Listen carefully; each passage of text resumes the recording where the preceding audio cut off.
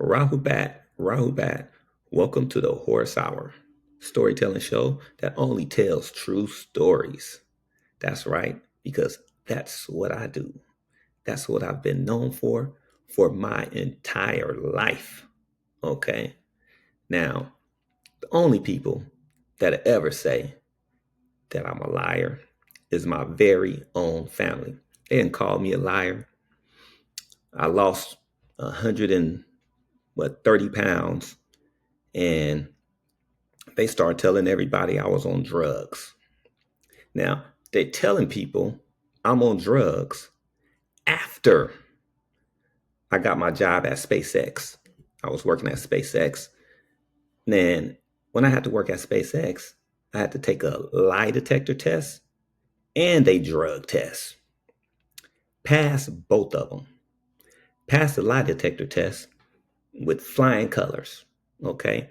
When I passed the lie detector test, they was like, whoop, gave me the job already. I'm like, we haven't even finished going through the whole process yet. It's like, well, you're going to be hired anyway. Just like that, I wasn't even finished doing the, we had to take this little exam, some kind of security exam. They going to hire me before I even finished up everything, finished all my paperwork and stuff. Because the lie detector test was so perfect. Okay. Now that's not the first time I had a lie detector test so perfect. The first time I had a lie detector test, as a matter of fact, I've took three of them. The first time I took one, the dude said he had been giving these polygraph tests for LAPD for over 20 years. And he said, my scores came out perfect. He says the best scores he's ever seen in his life. And he asked me if I was the Christ. Okay? That's how good my lie detector test came out. But my family gonna still call me a liar? So if you're a chosen seed, be prepared for your family to dislike you, disown you. You know you're gonna be the black sheep, no matter how loving, kind, generous you are. Oh my goodness, they gonna flip the script on you. Okay? They gonna tell all kind of lies on you. But anyway, back to the story. I'm gonna call this story Black Paramedics Matter. Okay? Now, I was working at McCormick Ambulance and we get this call. Chest pain.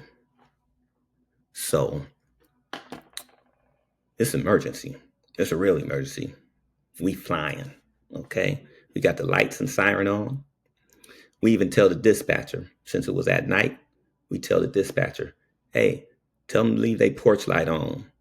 So once we get on that block, we zooming straight there. We're not driving real slow trying to look for the address. We'll be able to turn on the street, see the porch light, see a couple of numbers, boom, go straight there. And that's what we did. All right. So I'm knocking on the door. Me and my partner get there. We're knocking on the door. And this man starts yelling, get off of my porch. I go, excuse me? He says, get off of my porch. I said, didn't you call an ambulance? He said, yeah, but they sent the wrong ones. I'm like, they sent the wrong ones? I said, hey, man, you know these people or something? He yells, get off of my porch. So my partner's looking through the window and he says, come here. I start looking through the window. They got a big old window in the front. Okay. And this lady is sitting on the couch and she's holding her chest. The older lady must be his wife. So I said, are you having chest pain? And she nods her head. But her husband won't come open the door. So I said, well, how are we going to get in? We can't get in. So she finally musters up enough breath to say, back door. So I jump off the porch and I run around. I'm about to go to the back door. But when I get there, I see they got a beware of the dog sign. And I look over the fence.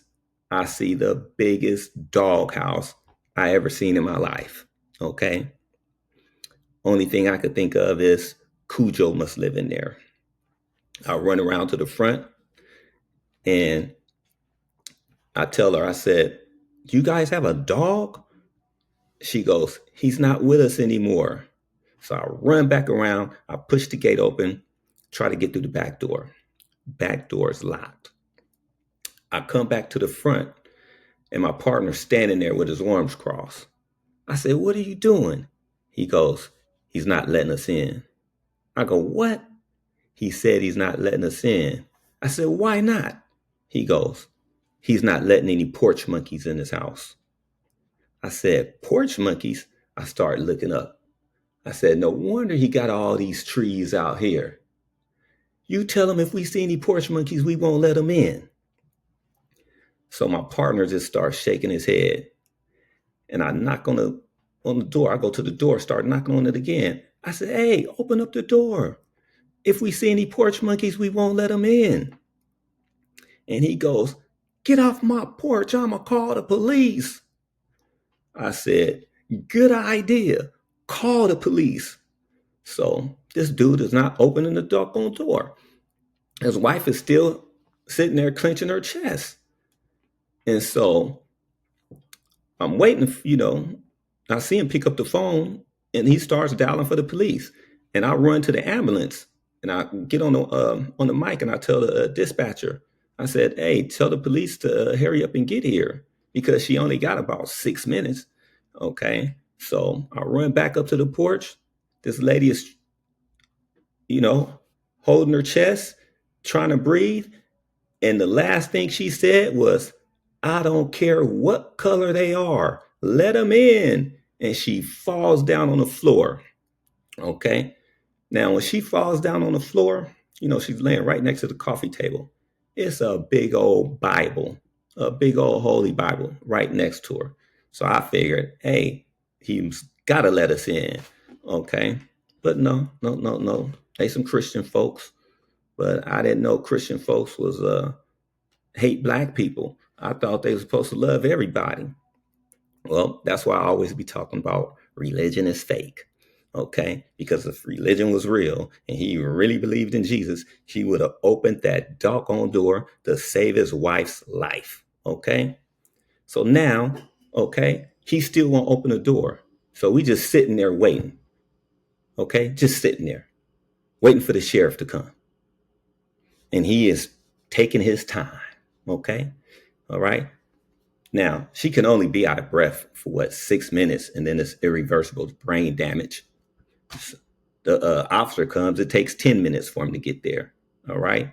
He don't know it's an emergency. He wants to know why he's being called there.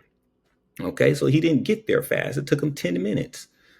So soon as the officer gets there, I never seen an old man run so fast in my life. Okay. He saw that tall white officer. Okay. He ran to the door and opened it and started saying, my wife, she had a heart attack. She's laying on the floor." Then the sheriff goes, "Hey, man, I'm a sheriff's deputy. These two dudes are paramedics." And so the guy just nodded his head.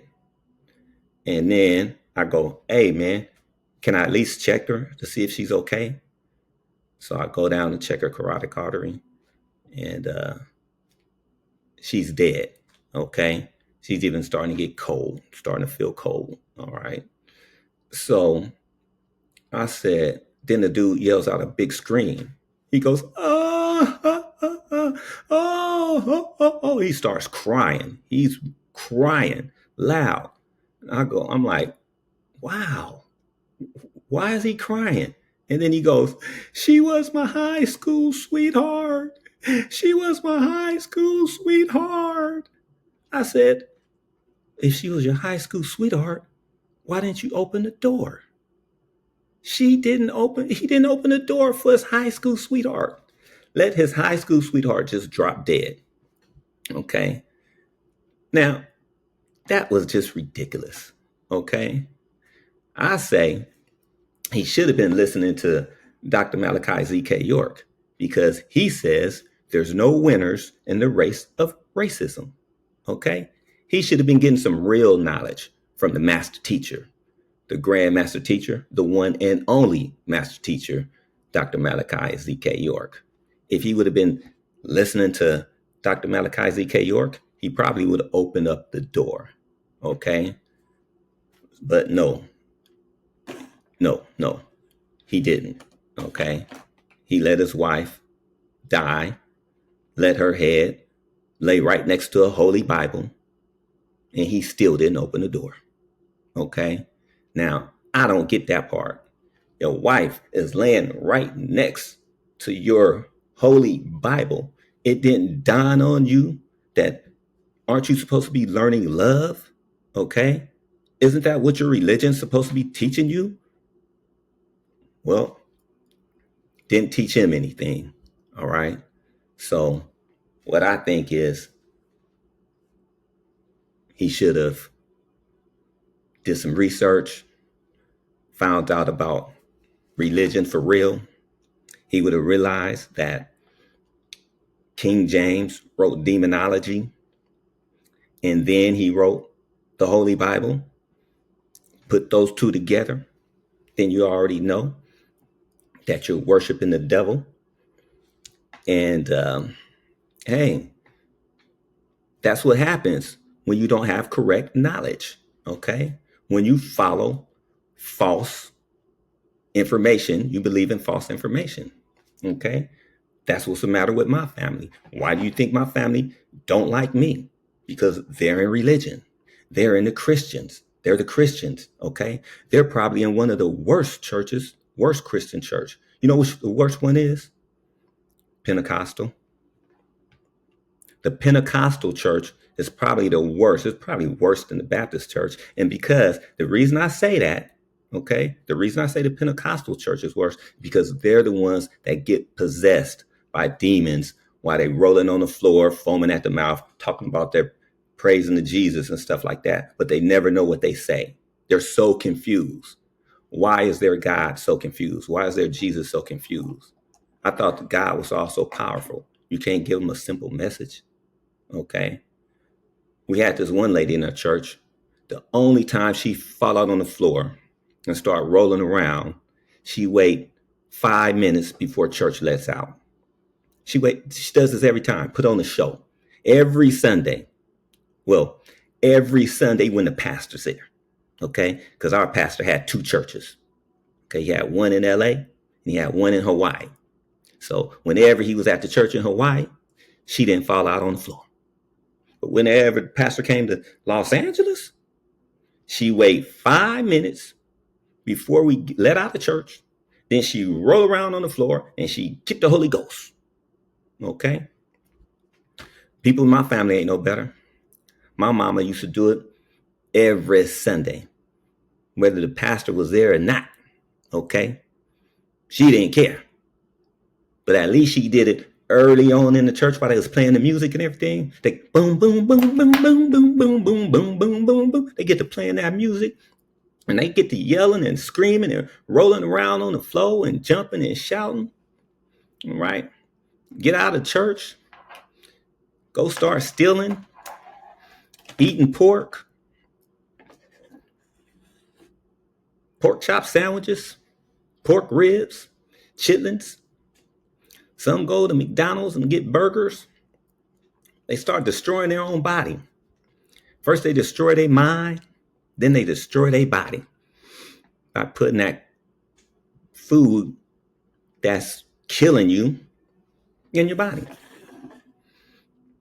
They think they're raising their vibration or are they lowering their vibration? You can't eat meat and raise your vibration. The two just don't go together. Okay? They just don't. Got to do one or the other. Got to cut the meat out. Okay? Got to be clean. All right? I bet you think your poop is supposed to smell. I bet you think it's supposed to smell. But guess what? It ain't. It's not. Mine don't. Mine don't. Because if you eating fruits every day, vegetables, drinking water, it's going to smell just like the fruits you ate. Fruits don't smell. Okay. Water don't smell. So when you poop, you don't need no little air fresheners and all that kind of stuff. Okay. Don't need it. Okay. I still like to shower afterwards, but hey, that's a whole different thing. Anyway, that's what happened. The guy didn't open the door. Only time he went running, raced to the door. Only time he raced to the door was to open it for that sheriff. And guess what? He lost that race because his wife died. So Dr. Malachi Z.K. York is right. 100%. There's no winners in the race of racism. That's the end of that story. And hey, thank you for listening. I will see you next time. Wadu.